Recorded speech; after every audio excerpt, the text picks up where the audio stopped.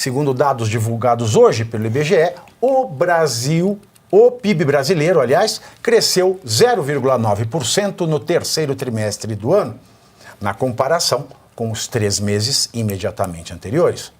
Indústria e setor de serviços tiveram altas importantes e compensaram a queda da agropecuária.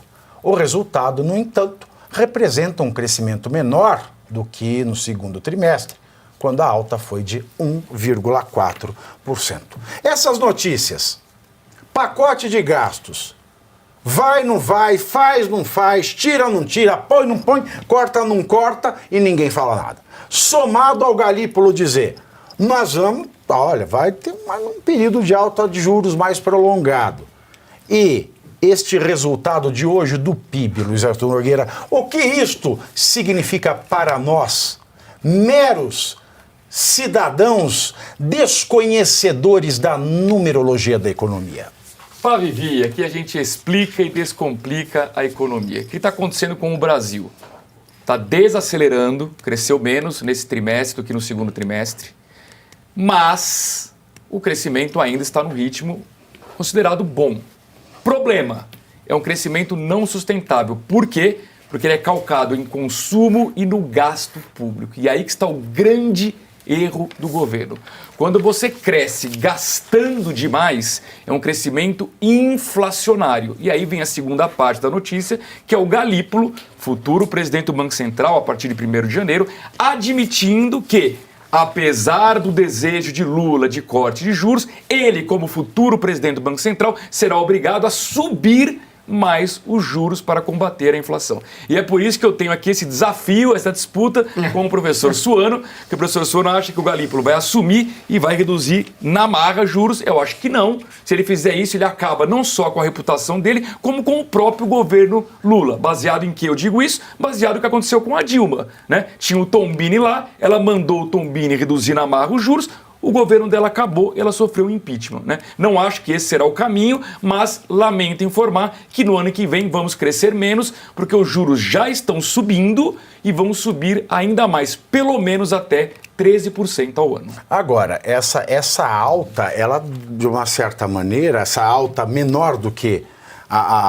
em comparação com o trimestre anterior, ela meio que encurrala qualquer tese de queda de juros, não é? Sim, com certeza. E Vivi, sim, a economia de fato está aquecida, o mercado de trabalho está aquecido com um nível baixo de desemprego para os padrões do Brasil.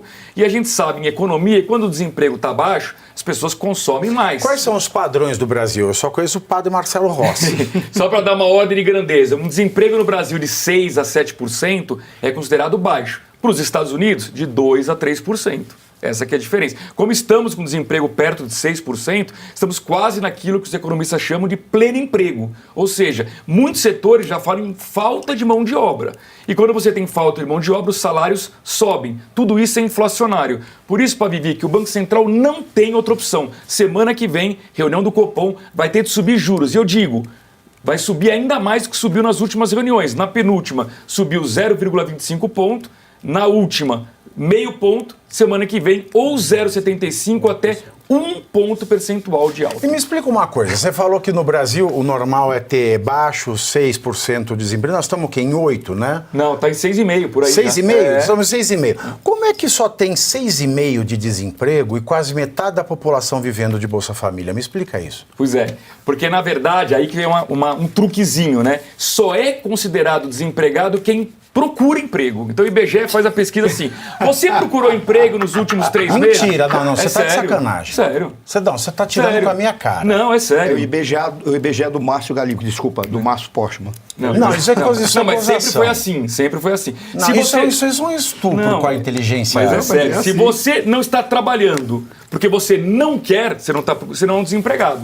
Só é desempregado quem procura emprego. Então, portanto, se eu ganho Bolsa Família e estou satisfeito com isso e não quero emprego... então você pode se encostar pelo resto da vida. Mas esse é o problema do Brasil, Pavinato. Esse é o problema do Bolsa Família. Ele não tem porta de saída. Né? Ele simplesmente dá, não pede nada em troca, a pessoa se acomoda e quando ela... E ainda diminui o nível do desemprego.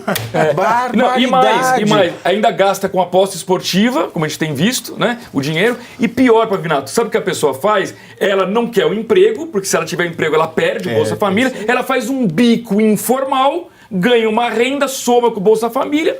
Tá Faz satisfeita. faz um bico. Você sabe, desculpa, Caio, mas sabe quem fez a crítica a essa lógica? O próprio criador do Bolsa Escola, que foi como é que é? Que foi governador do Distrito Federal.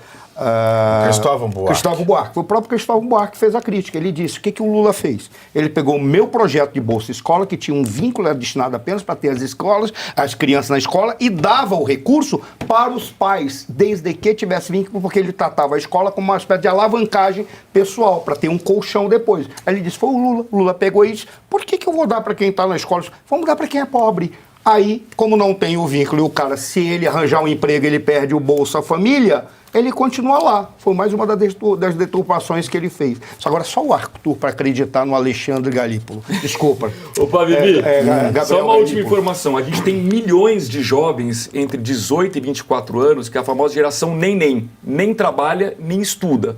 E, portanto, não está desempregada. Ou seja, perfeitos vagabundos. Exatamente.